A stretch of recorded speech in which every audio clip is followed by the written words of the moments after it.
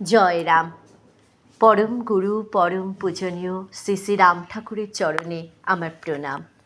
সকল গুরু ভাই বোনদের দীপাবলির শুভেচ্ছা জানিয়ে আজকের ঠাকুরের কথা বলবার চেষ্টা করছি। 1343 সাল ভক্তপ্রবর প্রতুলবাবু শ্রী শ্রী ঠাকুরকে কলিকাতা হইতে তার ঢাকার বাড়িতে নিয়ে যান। 27শে ফাল্গুন শিবরাত্রি ছিল। উপবাসী ভক্তগণ শ্রী শ্রী ঠাকুরের চরণকে শিব মস্তক জ্ঞানে পঞ্চম গর্বে ধৌত করে ফল ফুল বিল্বপত্র সকল দিয়ে বন্দনা করে যেতে লাগল। ঠাকুর যে ঘরে ছিলেন সে ঘরখানা ছোট ছিল এবং ক্রমশ ভক্ত সংখ্যা এমন বাড়তে লাগলো সে ঘরের স্থান সংকুলান কঠিন হয়ে উঠল। ঠাকুর তখন তার চরণ যুগল জানালা দিয়ে বের করে দিলেন। সমস্ত রাত ভক্তগণ প্রাণ ভরে শ্রী শ্রী ঠাকুরের চরণে শিব পুজো করেছিল। শিব প্রসঙ্গ নিয়ে শ্রীযুক্ত তওলা সুন্দরী দেবী ঠাকুরের সহিত নিজের অভিজ্ঞতার কথাও ব্যক্ত করেছেন। কাশীতে শিবরাত্রিতে উপবাস করে গাঙ্গুলিদিরা কয়েকজন ঠাকুরের কাছে সারাদিন থাকার সংকল্প নিয়েছিলেন, কিন্তু ঠাকুর গাঙ্গুলিদিদের দেখেই আমি একটু ঘুইরা আসি, আমার সঙ্গে কাহারও আসিতে হইবে না বলে বেরিয়ে গেলেন। সারাদিনে আর তার বাড়ি ফেরা হলো না। যারা ঠাকুরের কাছে সারাদিন থাকবেন বলে গিয়েছিলেন তারাও ঠাকুরের অবর্তমানে বেরিয়ে পড়ে বিশ্বেশ্বর অন্নপূর্ণা প্রভৃতি দর্শন করে ফিরে এলেন। পরদিন সন্ধ্যায় ঠাকুরও ফিরে এসে বললেন, যার রাজত্বে বাস করেন তার সম্মান আগে দিতে হয়। ভক্তগণ যে কাশীর বিশেশ্বর অন্নপূর্ণা দর্শন না করে কেবলমাত্র ঠাকুরের কাছে বসে থাকবেন সংকল্প করেছিলেন, এই উপদেশ দ্বারা তিনি ভক্তদের ভুল সংশোধন করে তাদের কর্তব্য পথ নির্দেশ করে দিয়েছিলেন। শিবরাত্রির ওই রাত্রিতে বহু ভক্ত এসে যখন শিবের মাথায় জল দেওয়ার মতো ঠাকুরের পায়ে ফুল ফল জল বিল্বপত্রতে পুজো করছিলেন, তখন গাঙ্গুলিদিরা শ্রী শ্রী ঠাকুরের চরণে শিব পুজো করার প্রবল বাসনায় পূজার সরঞ্জাম সংগ্রহ করে গভীর রাতে শ্রী শ্রী ঠাকুরকে পাশের ঘরে তাকে পুজোর সিংহাসনে বসার বিনীত আহ্বান জানালেন। ঠাকুরও কোনো প্রকার আপত্তি না জানিয়ে আহ্বান করা মাত্রই পাশের ঘরে গিয়ে আসনে বসে পড়লেন।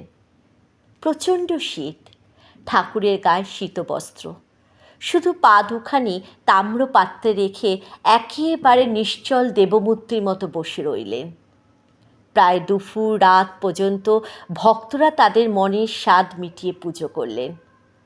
পুজোর শেষে একটি অপূর্ব ঘটনা ঘটল। প্রথমত, ঠাকুর সিংহাসন থেকে নেমেই যে তাম্রপাতে তার পুজো হয়েছে সে জল তিনি স্পর্শ করে মাথায় ছোঁয়ালেন।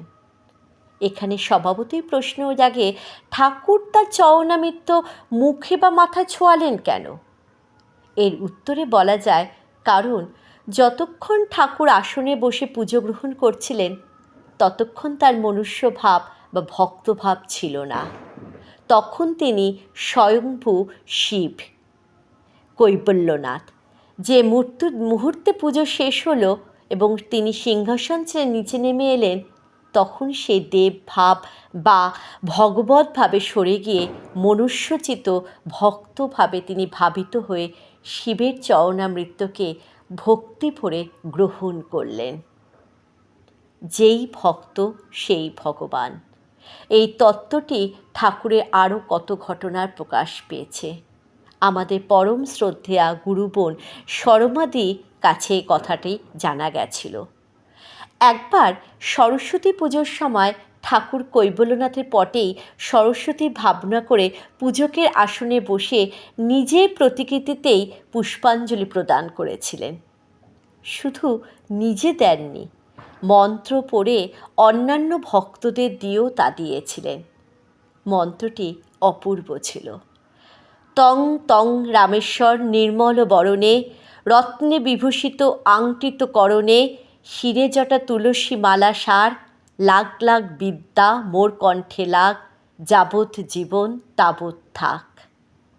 এই একের মধ্যে বহুর সাধনা বা বহুর মাঝে একের ভাবনা, এই একম্য দ্বিতীয়ম এই তত্ত্বটি ঠাকুর সর্বদাই জীবকে নিজের আচরণের উপদেশের ভেতর দিয়ে দেখিয়ে গেছেন। শ্রী শ্রী ঠাকুর তার নিজ প্রতিকৃতিতে শ্রী সত্যনারায়ণ রূপে প্রতিভাত পূজিত হয়ে পূর্ণ ব্রহ্ম নারায়ণী যে শ্রী সত্যনারায়ণ রূপে কলিতে অবতীর্ণ তাও প্রকাশ করে গিয়েছেন। শিবরাত্রির সেই প্রসঙ্গেই আবার আসা যাক। গাঙ্গুলিদিরা পুজো অন্তে পরের দিনের পারণে বহু ভক্ত সমাগম হবে ভেবে পুজোর প্রসাদ কিছু রেখে উপবাসী ভক্তরা প্রসাদ গ্রহণ করলেন। এমন সময় তারা অবাক হয়ে দেখলেন পুজোর ঘরের জানালার বাহিরে দাঁড়িয়ে জানলার শিকের ভেতর দিয়ে হাত বাড়িয়ে ৩-৪টি বানর প্রসাদ চাইছে। বানরগণকে প্রসাদ দিয়ে ভক্তরা ঠাকুরের চমকপ্রদ ঘটনা জানালেন। ঠাকুর নির্বিকার চিত্তে বললেন, উহারা গোড়া হইতেই এখানে ছিল, আরতির সময়ও নাচিয়াছিল, প্রসাদ পাইয়া চলিয়া গিয়েছে। উপস্থিত ভক্তগণের তখন খেয়াল হলো যে আরতির সময় ছাদের ওপর দুমদাম শব্দ তারা শুনছিল, তাহলে আরতির বাজনা ওই বানররাই বাজিয়েছিল।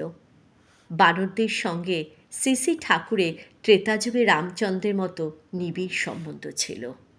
জয় রাম, জয় গোবিন্দ।